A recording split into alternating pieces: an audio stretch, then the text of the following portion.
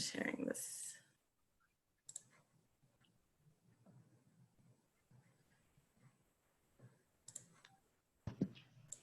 While we have a moment, Jolene, will you remind the group again about name changing since we have some new additions? Oh, perfect. Thank you so much. Yeah, if you are able to change your name so that we can see where everyone is from, that would be great. Usually if you mouse over your face, there should be 3 dots in the corner.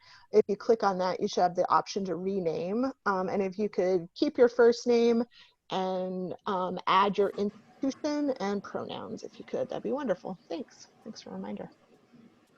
And we also have a poll in progress. So if you can see the poll question, answer that real quick. We'll close it soon. So as I said, the next one's next week on docent and volunteers, and then we have one about virtual school tours.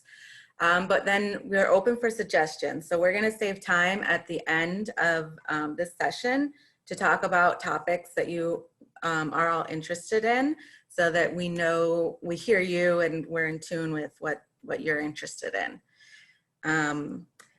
And we have a plan of recording this session, but we definitely want to have everyone be comfortable with that. So if you have any issues, please let us know, and we're happy to not share the recording, or you know, I don't know what we do. We either not record. So we are recording. If you are not comfortable with us like sharing it later, please just in the chat, you should be able to directly chat with just me. Feel free to do that and just say no, I'm not, just say no recording. That'd be great. Okay, great. So this is about virtual summer camps. Should we close the poll and see what the results are of who's doing camps right now, who are planning to? Like to see what's going on. Okay. Wow. All right. That's interesting. It's either yes or no. It wouldn't be on Nova Muse. I can say that much. I'm sorry, say that again.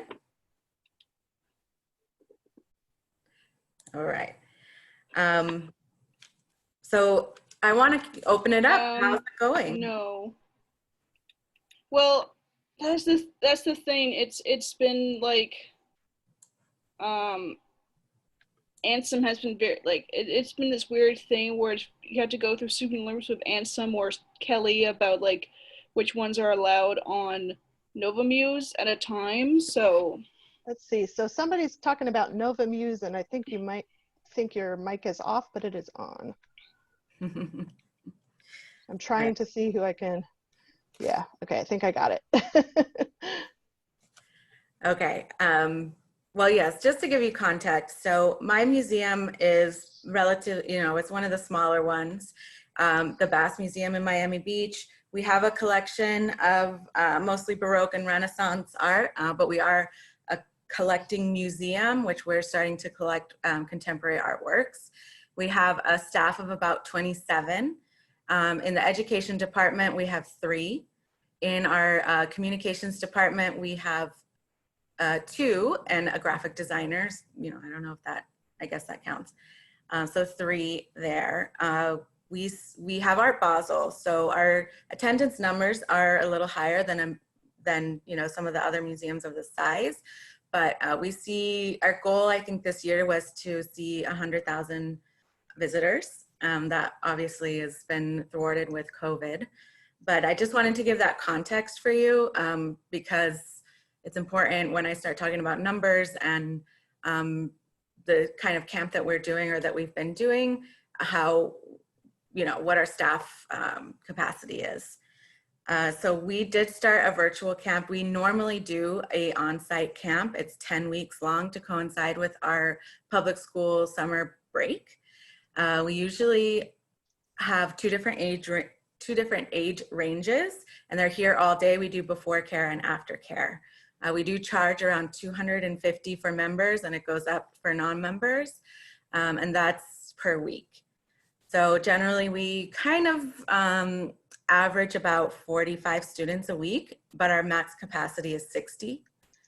Um, now that we've started virtual, we're still doing 10 weeks, but we are, our capacity, we're still kind of saying our capacity is 60, but we're figuring that out. Normally we get about 200 to 250 unique individuals, you know, for our grant writers and reporters out there. And this far already, we're, you know, 2.5, 3 weeks in, we have 137 unique students already signed up. Our goal for virtual camp was very low because we had no clue. We did lots of webinars, which I'll talk about later, which ones were helpful for us. But we heard a lot about Zoom fatigue, and that students were probably not going to be into it because they've been learning, that's the way they've been learning at school. So our goal was very low. We thought we would be great if we got 14 kids per week. Right now we're sold out, we're oversold. So we have about 62 kids per week. And we're assembling art supplies for pickup. And then we're also offering a delivery option for a flat rate of $21. And we thought that would be, you know, just some random few people that might want to get it delivered. But we actually have shipped, we have 94 that we're shipping all over the country. We have Delaware, we have Washington State, you know, Connecticut, New York, Georgia, all over the place. And it's spreading, it seems like, word of mouth. I think it's a lot of cousins who have families or relatives in other states, and they're spreading this. They're saying that this is a really great program, and they're getting it shipped, and nobody seems to be blinking an eye at the $20 shipping price. So, and then we can talk about accessibility later. We started our prices at $50 for members and $60 for non-members per week. And we're doing 2 different age ranges again. And so it's 4 to 6-year-olds and 7 to 12-year-olds. And we're doing 90-minute live sessions every day. We just raised our prices, however, to 60 for members and 80 for non, because of the amount of work that this is becoming that we didn't know. We have become sort of an Amazon packaging assembly line back in our classrooms right now. So myself and my 2 staff members are doing 2 days a week on site and 3 days a week from home.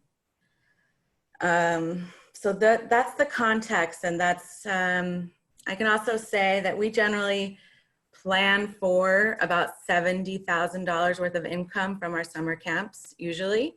So it's a big money maker for us. It's something that was going, it was a big deal for us to not have that income this year. This far already, you know, like I said, we're about 3 weeks in. We've made double the goal that we originally set, and we're about 14,000. So, you know, it's not where we would have been, but it's better than nothing. Does anyone have any questions about that? I don't want to keep rambling on. I want to hear from you guys as well. And nobody's judging. Feel free to turn your camera on. Feel free to chime in, interrupt. We're used to it with the kids. Is there anybody who's got, who is already offering this, that wants to just share what formula you've found? Because we've heard a great model from Kylie. I just want to say thank you for sharing this information. We haven't begun our camp, but I am starting to run into a few things that I did not expect. I started purchasing supplies. I usually wait till we begin camp to start using our new budget for the new fiscal year. And this year I said, you know, I'm just gonna start buying some supplies, and I'm running into problems where things are not in stock. and it's been really hard because I want to make sure that I have everything that we said we were going to have for our kids. And so just wanted to mention that we begin camp on July 6th, and my expectations were a little lower because I didn't know what. We waited till the last minute to see if we could actually offer the camp on site, but since things didn't go accordingly, and we decided to jump to virtual camp. So I feel like I'm already a little behind on everything. So thank you for sharing that information, because it helps me just think about what I need to already be setting in place for getting ready for camp. And yes, you bring up a really great point, and I can definitely share some experiences. So not only are there supply shortages, the shipping times are taking longer than they say they do, especially from Amazon, although we're trying not to use Amazon as much. Also, we're finding out that I don't know if this is the truth, but this is what we feel like is happening, because Google Business is saying that a lot of businesses are temporarily closed due to COVID. I don't know if it's a glitch in the shipping system where they are saying that the business is closed and that they attempted delivery and they couldn't, even though they definitely never attempted it. So that's happening as well. Same with our museum's not open right now, so we don't always have staff there. We don't always have someone on site to receive the packages, so that is something very important to think about. We've had to have some of them shipped to like my house or one of our houses and brought to the museum, as long as it's like not a crazy amount, but we had to make sure we changed our shipping to not be on the weekends, because we definitely don't have anyone there on the weekends. And then the flat rate box of USPS is what we've been shipping in. And it's like, if it fits, it ships, so we fit everything in there. And it's supposed to be 2-day, but we found if we don't get it out by Monday night or Tuesday morning, it doesn't always get to the place on time, even though it says 2-day. So that's something to keep in mind as well. So we have cutoffs. If you're going to ship, you have to get your registration in by Monday. So that's a great point. Yes. Thank you for bringing that up. One thing that we've been able to do at MIA, which is our nickname for the Minneapolis Institute of Art, is when we were promoting the summer camp kits. And for us, I saw that Liz in a chat asked, is anyone charging separately for like materials from instruction? And for us, it's all together. Like you're paying for the kit and you get the instruction along with it. Is we offered the opportunity to sponsor a kit, so that like you could buy one for yourself or your family or your grandkid, and then also spend like basically half price just to cover materials costs to be able to give somebody else a kit if they couldn't afford it. Yeah, for our sanity, we decided that the price is for the program, not for the supplies. Because if you have to start managing who has markers, who doesn't, who has paint, who doesn't, you're gonna go insane already, because we're trying to save money, save costs on supplies. We do have a list of repeat registrants.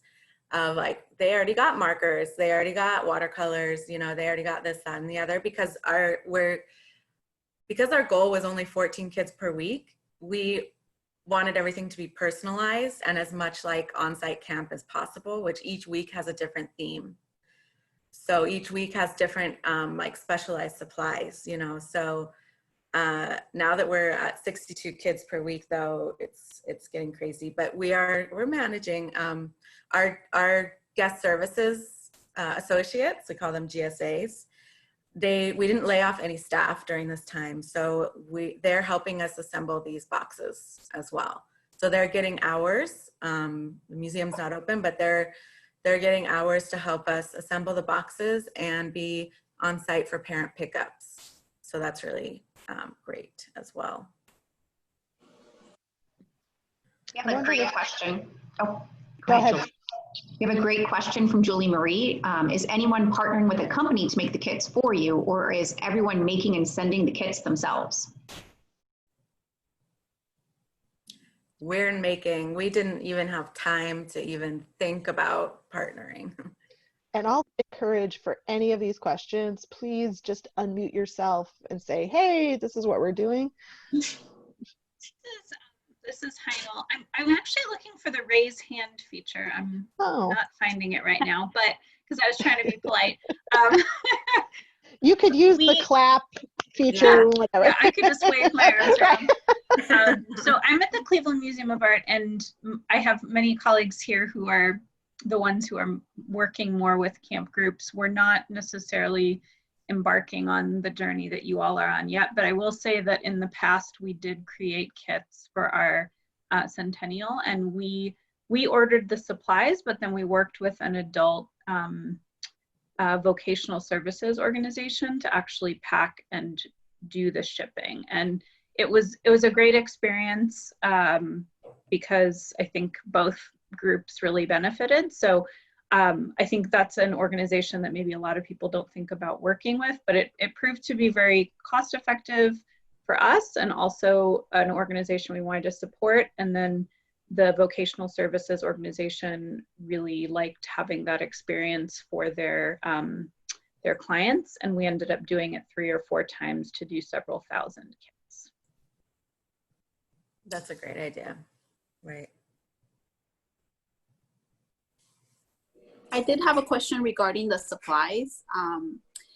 Right now, what I am trying to do is get that information to the parents so that they know what will be provided in their kit and what they should expect to gather at home. Did you by any chance do that, or how long should I'm guessing that I'm sending this information when I send the parents their confirmation in regards to the class, like a little package of this is what to expect, where to do pickup, or if you can't pick up, let's arrange a delivery service. But I was just curious, like how far in advance, if anything, should I send this information out to the parents? I'm afraid we just opened up the virtual camp a couple of weeks ago. So it started slowly. I feel like it's starting to fill up, but I'm kind of nervous to wait too long to send that information to them. Mm-hmm. Yeah, our information is all with registration. When they register, all of that information is a part of the registration. So it says when they pick up their supplies, when the registration closes, what supplies are in the kit, and what they need at home. So ours so far have all been ceramics. So ours have to be pickup. It's too heavy to mail and mail the projects back to be fired. So ours have all been pickup. But we've done it. We're just finishing our second week of 4, and it's working well. So nice. When we were putting ours together, my colleagues were, not me, we thought about it like a meal prep kit. Like if you've ever gotten Blue Apron or something, they only assume that you have like olive oil and salt and pepper, and they give you everything else. And so that's kind of how we thought about it too. It's like you may have pencils at home, but here, have all the pencils that we want you to have, kind of thing. So even if it seems kind of, I don't think we included like scissors. I think we expected people to have scissors, but we've been discussing that we've been discussing that as well. We even went into the detail of assuming to send like a tablecloth or drop cloth or something like that for families. And even though not all of our programs would necessarily need a sketchbook for that particular theme, we've decided every program would receive drawing pencil, eraser, sharpener, and sketchbook, and then the additional things that would typically be for that particular class. Same. we're doing the same. The other thing I was going to say, we're actually thinking about the vehicle that our packages, our kits are coming in as an art material. So I gave my teachers, I gave them basically the edict that every camp kit, would they all get this 16 by 12 hard craft paper bag, that bag had to be turned into something that was related to their camp. So I'm really excited with what my team's come up with for that. And I think it's a really fun bonus way. We had to spend the money on the bag, so why not make it a supply? Yeah. That also brings up a point of there was a webinar that I'll share the link to about determining revenue, determining your cost for digital. And one key point that they drove home was sort of clickbait. So, you know, if you're doing online things and you're doing online marketing, it's really important to, I'm going to share my screen again, Julie, to have something that is very pretty and clickable. You know, they talked about having goats jumping around or something just to get people's ideas. So our graphic designer came up with, like, you know, these really bright, colorful graphics to get the attention on social media, because all of our ads are going to be digital. So we're spending about $3,500 on digital ads, and they're really cute. They move, they have GIFs. And then we also made these boxes to, oops.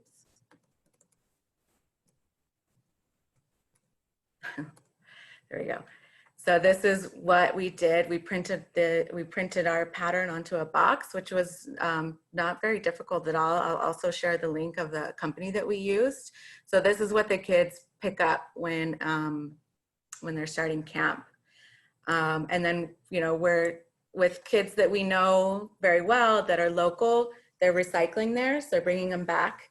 But we do have a couple of projects where they're using them to make dioramas, or they're using them for certain things. Another thing that was talked about in a webinar was, or not necessarily in a webinar, but that we wanted was sort of the excitement to change it up from school, from online learning with school. So each week has an envelope with the day, you know, each day has an envelope with the day of the week, and in it, it's sealed, and in it have different supplies. So it's like they reveal it on Tuesday. So everyone grab your envelope from Tuesday and you open it up, and it's like, what are we gonna do today? And it's really exciting. And then I don't know if any of you participated in the Museum Hack webinar about how to make Zooms more entertaining. They didn't record it, they're not sharing their recording, but it was helpful to get people out of their seats. So they're doing these little mini scavenger hunts. So they'll say, okay, go find something that's orange, yellow, and green. And they have 5 minutes, and they go run around and they get something, and they get to talk to each other about the things that they pulled up. So because I'm sure many of you know, camp isn't just about the learning or the projects that they're making. It's very much social. And it's a time for them to make friends with like-minded students that are interested in art making. And it's time for them to have fun and just be a little more silly.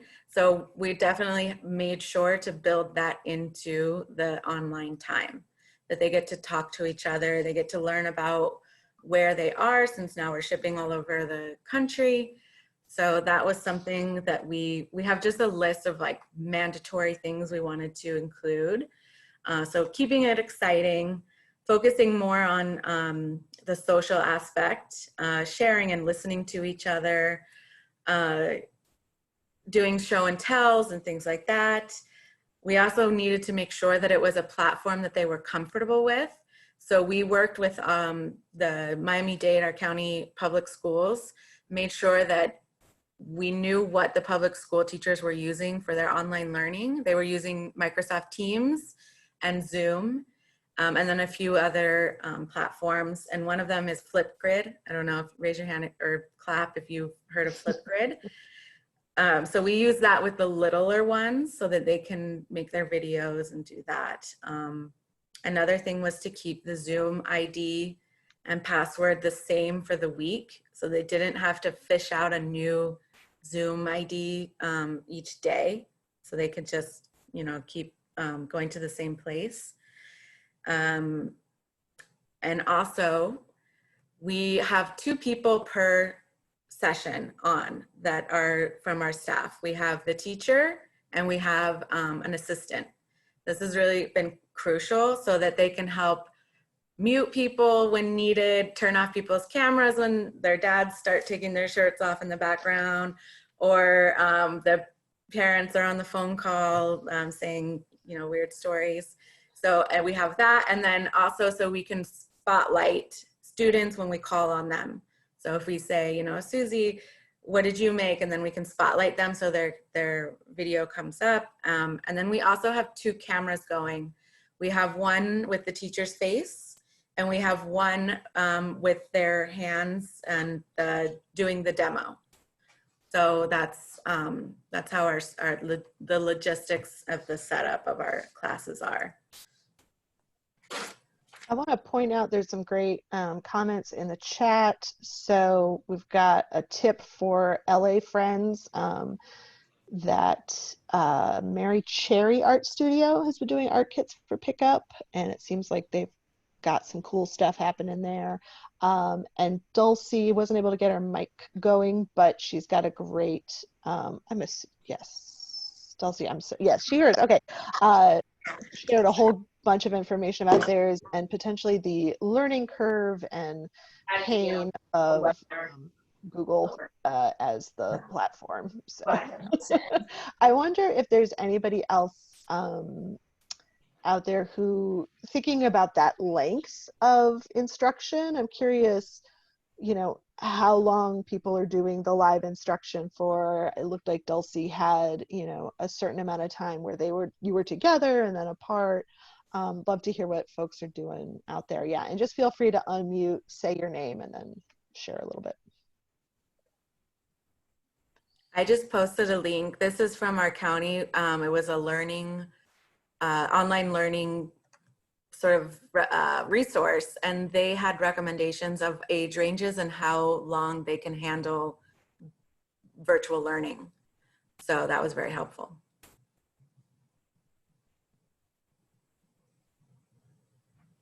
Hi, this is Julie Marie again. In full transparency, we decided to take a break from summer camp this summer to kind of get ourselves back together, but we have children's classes throughout the school year that will be virtual, and then very likely doing a hybrid of virtual and in-person summer camp next summer. We have been going back and forth about keeping the same time structure because we've had this program running for 100 years, literally. And so we have not changed the time structure in a couple of generations and trying to figure out the best method for doing that.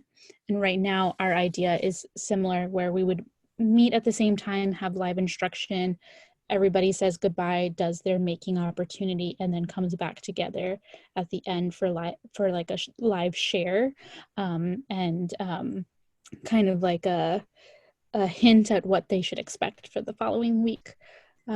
Because we, as you were talking about, we didn't feel like families would be able to handle the full length of what we typically would do in the studios. Thank you. And I saw that Janelle from Crystal Bridges asked, is everybody doing live instruction? Is anybody doing pre-recorded videos? Hi, I'm Brian from the Las Cruces Museum of Art here in southern New Mexico. For our summer camps, we're kind of all over the map on this. I'm part of the Las Cruces Museum system. We have an art museum, science museum, history museum, and a cultural museum. So each educator, myself included, we're doing things a little bit different depending on what we can accomplish and what each of our camps are. Some of my colleagues, they are doing live videos through either Zoom, typically, to work with parents and the kids on the camp projects. In my case, I'm doing a combination of written instructions with the kits we hand out, plus recorded videos of myself going over the activities we're going to do, because not everyone can tune in at the same time. And we have some varying policies about keeping like recorded videos on like we actually been using Facebook and Instagram as our main outlet for getting our projects and activities. Especially with these closures, we kept up everything we were doing. It's just we switched them to social media instead of overloading our website, because we are employees of the city of Las Cruces, and the city has their own kind of rules about how the city website works, that sort of thing. So we can't just add stuff and take up space and bandwidth. So it's been all Facebook all the time for 3 months, basically. But yeah, it's we just kind of got thrown into the whole summer camp kit thing because back in April, we had discussions about, so what are we going to do? Like we had spring break camp in late March, but that obviously was canceled. So we were talking about options, and then it was like late May, we were told like, hey, next week you got to get a camp out like now. So it's just like, ooh. So we had to really scramble. So the past 3 weeks, we've been putting together kits to hand out to the community. I think each educator has about 100 kits because they're all assigned a week. My week was last week. We just been handing them out for free. And we're doing that with our summer camps as well, which is a little surprising because normally we charge anywhere between $50 to $80 per student. Depends on the grade level, depends on what camp it is. But the reason why we're offering it for free this time around, I mean, given the circumstances, is because our particular point of sale system does not allow us to conduct transactions over the phone, through the web, or email yet. Everyone would have to come in person to register their child. And since we can't do that, they say, well, either you don't do your camp or you just do it for free. So we've just been, well, we'll do it for free. But we limit it to a very small group between 8 and 10. And the parents have to contact us directly to register in that case. And we'll be starting distributing the other camp kits and things in early July. Again, each educator gets a week. And I think what we're going to do is just have the parents come to the back of the museum, just like toss the bag, and it's like, okay, here you go. And then give them a link to find the web resources for either the live streams or the videos or some combination of both. But yeah, so we're just muddling through it, going, taking things 1 week at a time, figuring out what works, what doesn't work, and hope we can all just get back to the office at some point in the near future. I also wanted to ask in regards to the technology. I know sometimes it doesn't work. And so we were thinking about doing videos just in case something was to happen where the teacher got locked off, or I don't know if you've experienced that already, where the host gets kicked off of the Zoom call. So we were thinking of sharing out this information with the students just in case something went bad. Has that happened to anyone who's already started camp where technology just doesn't work at the time? We haven't had that issue, but we'd made sure everyone who's working from home tested their internet to see the speed and make sure that it was stable. And if not, we were gonna, send a hotspot or whatever. But it also helps to have two people on at all times in case one gets kicked off. There's still somebody there to handle the group. But yeah, anyone else feel free. This is Janelle. Oh, sorry. Oh no, I was just saying that's a great point. We haven't quite started our virtual art programs for the summer. I've been posting art project tutorials just on the website, but we will be starting in July. We have been doing lectures and talks, and as a rule have had 2 staff members because of issues with the connections kicking out too. And I have had that with one private Girl Scout program I did. We actually had to reschedule. There were windstorms and just multiple people's internet was unreliable that day. And luckily the private group was understanding. This is Janelle at Crystal Bridges. Sorry, I can't do video today, but we've we've been doing art kits all summer, like tens of thousands of them as part of our community engagement. And in about now we're planning a series of 5 weeks of, we're not calling it summer camp, but it's basically summer camp. We're doing 2,200 kits for each week, because we're going to be distributing the vast majority of these to these community partners that we've been working with all summer. But then we also want to be able to sell the kits to our regular, folks who would have come, and asking them also with the letting them know that by purchasing a kit, they're helping defray the cost for the other. One thing that I've come up with that, a problem with that, is we were planning to sell them through our museum store, and going back to this recorded versus live and so on. We know that a lot of the 2,000 kids who are going to get these free camp kits every week are probably not going to have access. So we're also doing like a 6-page handout. What our videos are, it's a collaboration between our school programs team. We're doing sort of a close looking and discussing video, sort of like as if you could be in the gallery, and you're not. And then following that, my art instructors do an art making project, and there's 3 of each of these in each kit. So we're creating print materials that will take the place of that, with like key points from the gallery tour part, and then pretty good instructions on how to use all the materials in the kits. So it's turning out to be quite the handout in there.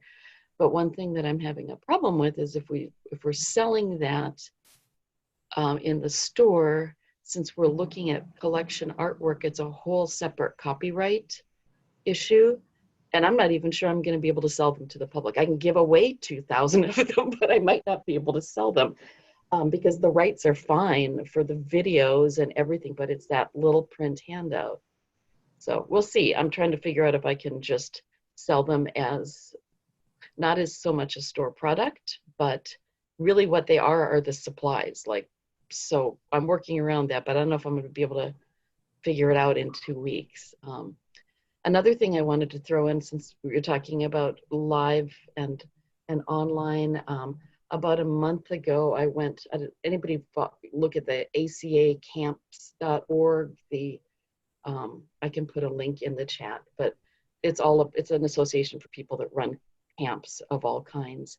And I went to a webinar on all of the scary legal things about doing virtual online programming with kids. And it kind of made me think, I'm glad we're recording ours, because it was really interesting. But I'll put a link. They've got a link for camp COVID resources, and I mean, a lot of it has to do with day camps and overnight camps, but they do have a bunch of best practices about safe online teaching, which is just as fun listening to a lawyer talk about as safe teaching in your classroom. So I'll put that in there, but that's a little bit about what we're doing. And ordering supplies for 2,200 kits a week. Oh my gosh. We made the mistake of planning our activities like we normally do, just thinking we could get supplies, and then having to go in, refilm the videos, redo the handout, because some things we just could not get at all. So it's a very satisfying project, but I will be glad once we get the first couple of weeks of the kits out the door. I can tell you that.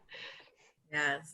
Janelle, I have a question for you. You talked about the liability, and that's been a big concern for us. Our online camp application for liability, I think the liability statement is still just as long as our on-site camp. Have you all considered that at all with your outreach kits? Because that's a place where no one's registering, it's just pick it up. And I've wondered if that leaves us open in a way, and I've been afraid to ask that question because I don't want to shut down this only way that we're reaching these audiences, but it's something I'm curious, because you brought that up, it makes me wonder if that's something y'all have addressed. You mean just liability, like in case somebody stabs himself with a piece of balsa wood or eats the paint or something or like that? I spit out magic noodles. Yeah, those kinds of things. I mean, basically ours just says if you've used these, you know, basically by signing up for these camps, you're releasing us. If you've picked up materials from us, we are in no way liable for what you do with them. This Yeah, is kind of something that I can't unhear now, so thanks. I'll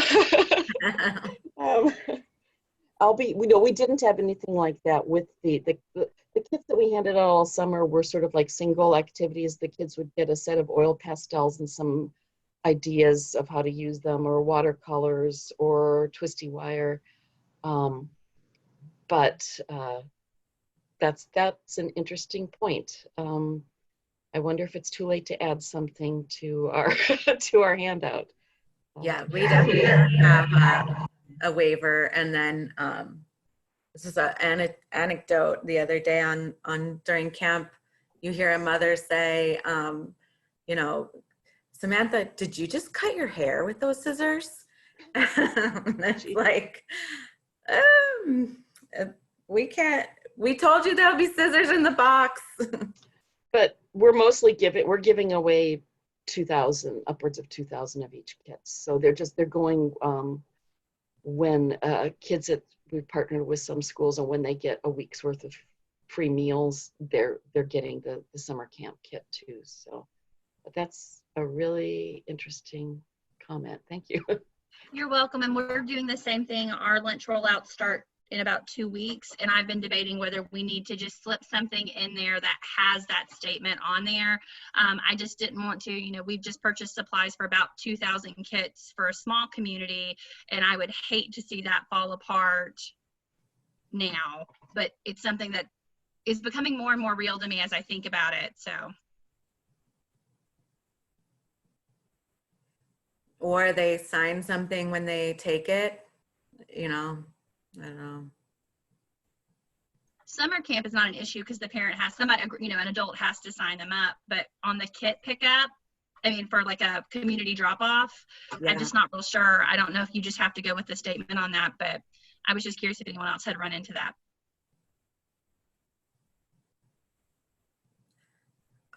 Well, we have 10 minutes left. So if there are any really pressing questions that anyone has or clarifications, feel free to unmute and talk, and otherwise, so I'll give space for that.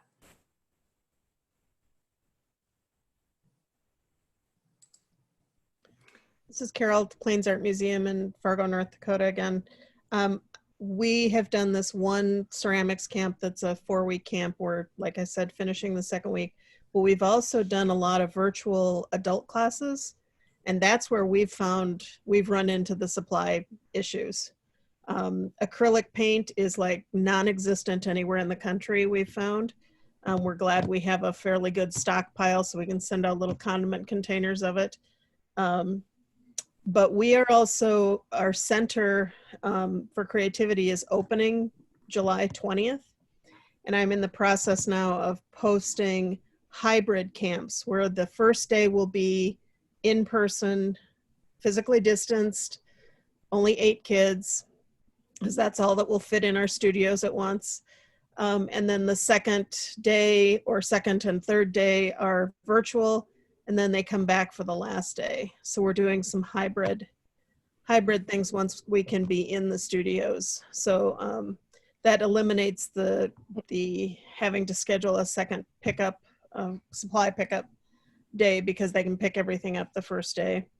But we have shipped all over the country for our adult classes, for printmaking and botanical drawing and things like that. So. So Carol, I have a question for you. Do you think you'll continue this now then, if you're shipping all over the country and you're having success with your, at least the adult kits? We're planning to. We're planning to continue it. We have one class scheduled for the end of July for watercolor screen printing.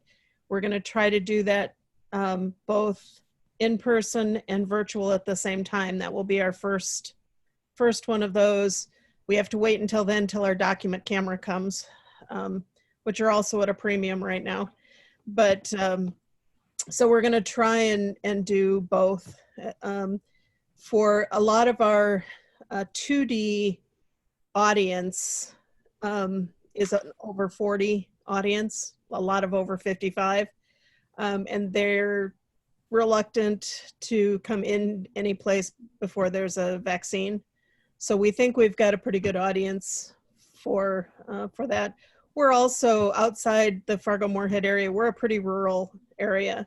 So we're also getting a lot of people in northern Minnesota and North Dakota, South Dakota that just don't have access easily to these services normally. So I think we're finding that we're filling filling a need in an audience, a new audience that we didn't have before. That's great. We've also done 2 school programs already, or summer school programs, with virtual gallery tours and then a virtual project done on Zoom. So. Thank you. I'm Maddie. I'm at the Cleveland Museum of Art, and we elected not to do in-person or virtual summer camps, but we're doing a weekly creative challenge that relates to our collection using just, it's on social media, everyday household objects like cereal, rice and beans, dried noodles, or pasta to recreate an artwork similar to the Getty. But I did want to ask, Janelle sort of touched on this a little bit, but I was curious how either your marketing or communications has changed to reach potential participants who don't have access to Wi-Fi or the technology, or just what anyone is doing, or any solutions you might recommend for reaching that audience that might now be cut off from these camps in a sense if they're virtual.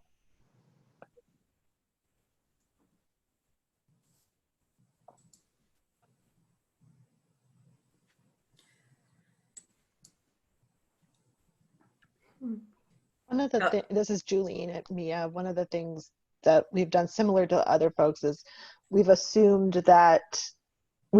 assumed that you have internet. And we have had a robust scholarship program for quite some time. So tapping into the community centers, et cetera, that have helped us spread the word in the past, have done that this year too, and making sure that we've got everything can be done with those print, like the multi-page print directions too, that's the base, and the virtual is like sprinkles on top. My name is Sarah and I'm from Drakewell. I know that our community, we are rural, and a lot of people don't have really good internet at their homes, and the library offers take-home internet, and the library has just opened lobby service, so you can reserve a take-home internet pack. You know, you call the library, make the reservation, you take home the internet, and I think you can have it for a week at a time. And the library has been advertising our programming and things for us, for those people that don't have internet, because they reach out. They put out a newsletter often, and they also do the local TV broadcasts that we have. They've been doing little interviews. I think we did one interview ourselves on the local TV thing, which was really interesting because of the social distancing thing, but that might be something that you can do, is through the local library, see if they offer the take-home internet. That's a great idea. Yeah.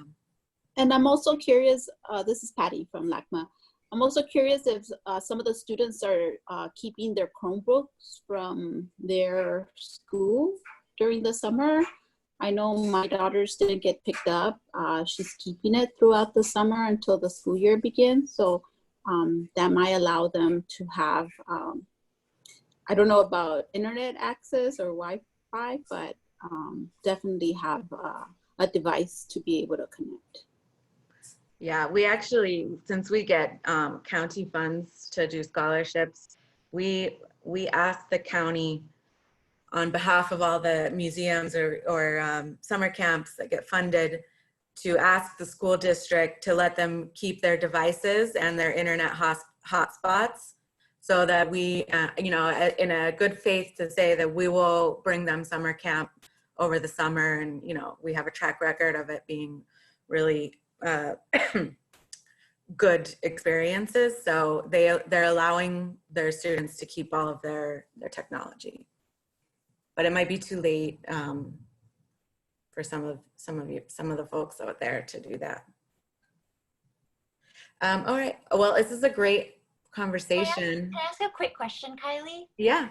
Did you say you're using the flat rate shipping boxes from the USPS? Yeah. If it fits, it ships.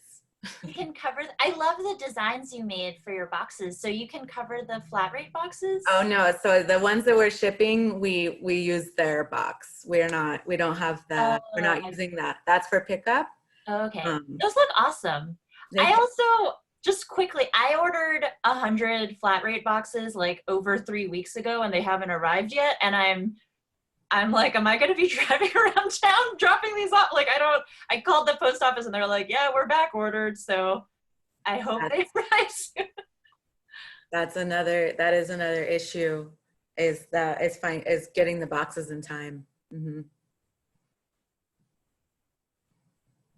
I just want to address one of the points so being able to find the link to register for the future P2Ps on the website, since we can't directly, we have to ask NAEA to update the website for us, and we're a little distracted. The best place to find future links to future peer-to-peer weeklies is on our social media. So on Twitter, NAEA MUSED, MUSED, and our Facebook page.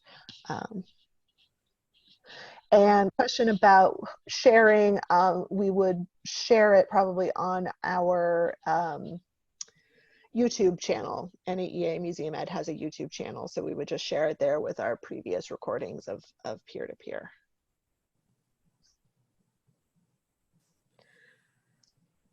So we have 1 minute left or less.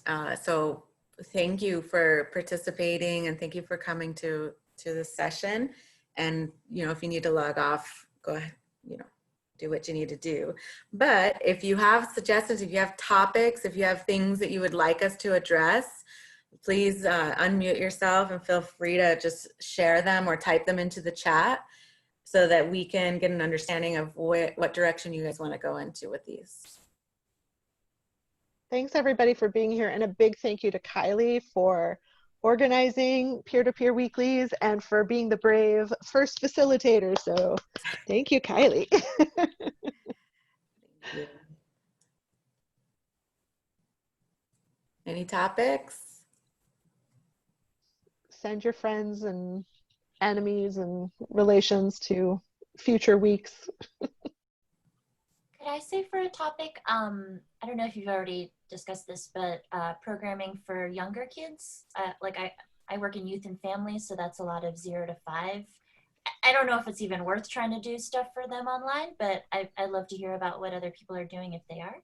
Mm-hmm. Thank you. And I'll just plug my own institution. So Mia, we've been doing, I think we had our 3rd or 4th virtual family day. So Minneapolis Institute of Art search for virtual family day, and nothing's live, but basically it drops, like the content becomes available on the day that would have been in-person family day. A similar idea to that is any virtual festivals.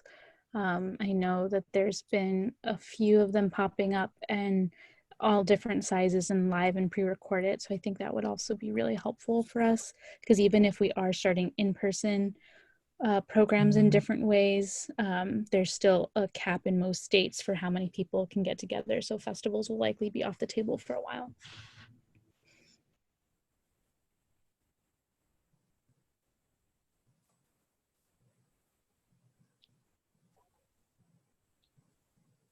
Awesome. Thanks everybody. Have a great day, and hope you're finding some moments of calm in our strange and stressful times. Thank you. Bye. Bye.